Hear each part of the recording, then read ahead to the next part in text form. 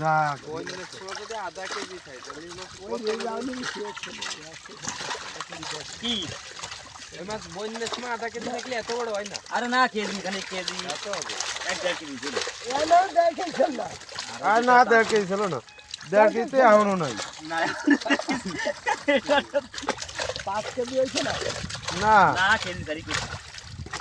3 KG হয়েছে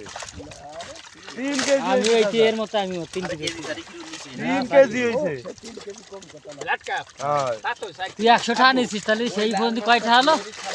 তুই 100 টাকা এই দুইটা মাছ তুই খালি ডিম মতো হ্যাঁ ওই যে তাই মাছ ওটা খাওয়ার সময় ওর দুটো আসছে দিয়ে দিই দিলে আসছে দিতে না তা গেরে তো পাবো